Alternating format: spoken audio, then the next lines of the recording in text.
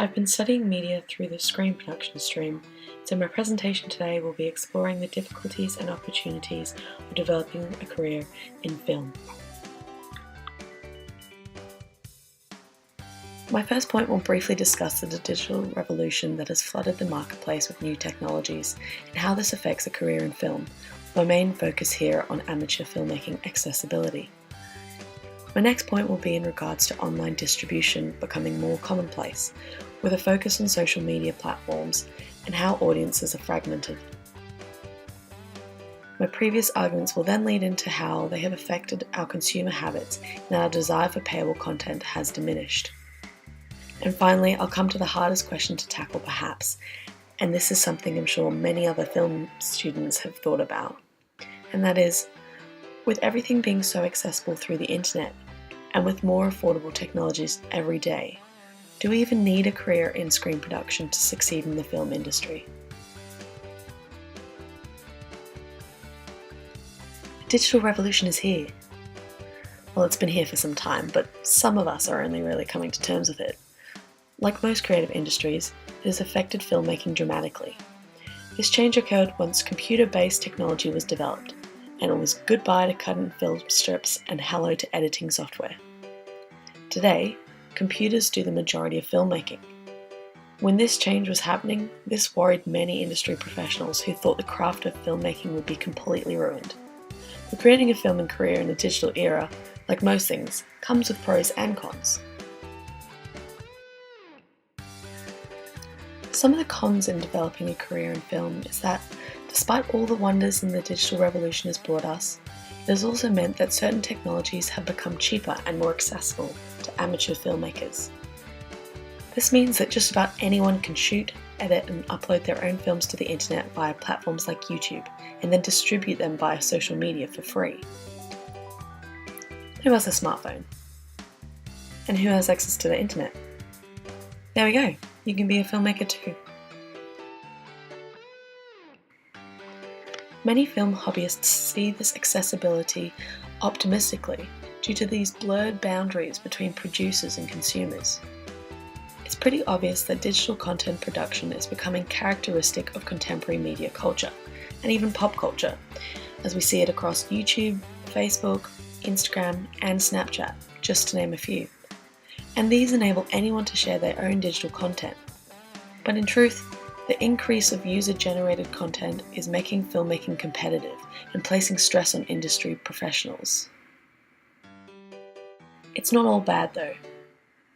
How has the film industry embraced these developments and used them to our advantage, I wonder? See, it's easy to point out the negatives of starting a career in filmmaking, so I kind of wanted to start with the positives. And I find the best way to highlight the pros of filmmaking in a digital era is to draw comparisons to the traditional film method. Let's start with the costs. So, film versus digital. Costs. While movies used to be captured on film, it meant that large canvases had to be transported from location to location. And because you weren't able to review what you were shooting straight away, it meant you were more likely to waste the budget having to repeat shots and dispose of useless footage. These days, however, digital cameras mean we can review our work as it's being produced, which is more time and cost efficient. Furthermore, going digital means production can be completed and kept to schedule with less waste, keeping the entire project under or close to budget. Now, if this was a debate, post-production is another area where digital wins over film. Adding visual effects to film is no longer a painful process as it previously was. Digital effects are created and added to the shot within the same program or family of programs. This software also allows editors to work on entire sections of film, easily piecing scenes together after the post-production effects are added in.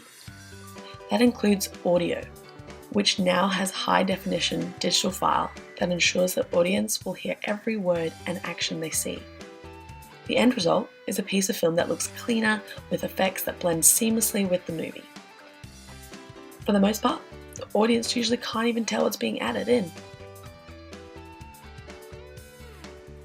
Okay, so shooting. otherwise known as the actual filming part of production. Other than the ability to use multiple cameras in the same shot, without having to waste time on retakes and other angles, shooting digitally is more economical. If more than one angle can be shot simultaneously, then the pace and the performance is not disrupted.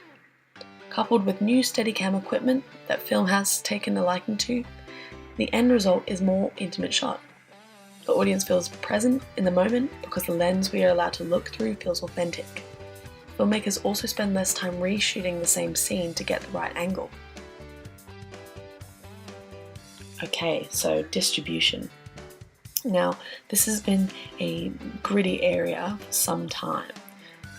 You see, while the era of the internet brought about powerful channels of communication, it led to both positive and negative outcomes in the way the film industry distributed their films. For the indie filmmaker, this was something to gain, but for Hollywood and other professional filmmakers, this meant competition. Distribution through YouTube has been the most common form of marketing for quite some time.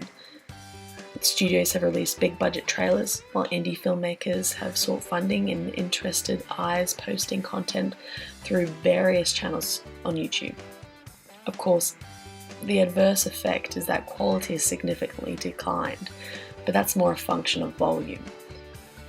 YouTube users also crowdsource what is popular with a thumbs up, helping others to find new and interesting content without spending too much time digging for it. But there is a bigger issue: piracy and diminished interest in payable content. The emergence of the internet has also meant that there are greater audience numbers to view the abundance of contents like never before. This is a good thing, right? Yes and no. For consumers like you and I, of course, it means we have access to everything at any time or place. But because audience now expect this, the consequence is that our desire for payable content has diminished. I mean, why pay for Foxtel or Netflix when you can torrent Game of Thrones or stream Rick and Morty on YouTube for free, right? Well, for people in the film industry, the pressure is on to make bigger, better quality productions that are worth people paying to see in the big screens rather than waiting for it to go straight to DVD, aka free-to-air TV or online piracy sites. But wait, it's okay. Internet TV is helping. See, while payable content has diminished due to video piracy becoming more socially acceptable, it also leaves linear TV in decline. So, thankfully, companies like Netflix, a company who started out as a DVD rental company and who have now recognized consumer needs in order to save the film industry, they have adapted accordingly in order to help prevent film revenues from falling. So what are the opportunities of online distribution? While the internet and technology has been embraced by many industries despite certain challenges that came with it, one side of modern technology and online distribution that hasn't been mentioned, and which the film industry choose to use to their advantage, is digital media. The use of digital media has meant that production studios can market their movies in a new form. For example, by creating entertaining advertisements like trailers, production studios expand their relationships with their audiences. See, traditional forms of print media had previously been the most primary way to promote and market films.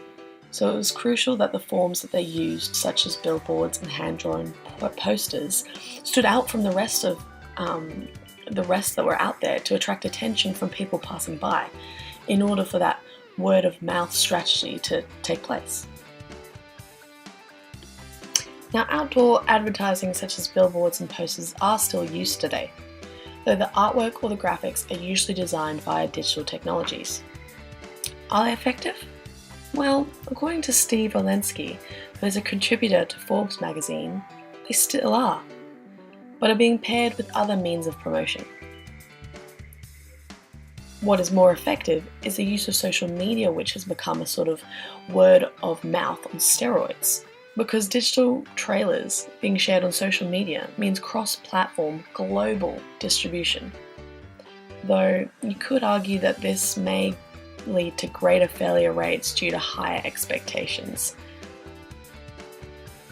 So what now? There's no doubt that digital media has transformed the way we produce films, and personally, I am excited to be a part of this ongoing change.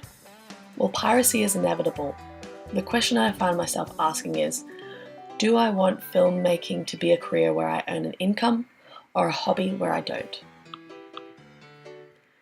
To that, my answer is, I feel that all careers come with challenges, some bigger than others, but I believe that it's the daily grind of all career paths. But overcoming these challenges are what each generation has to figure out. After all, we are the music makers, and we are the dreamers of dreams. Thank you.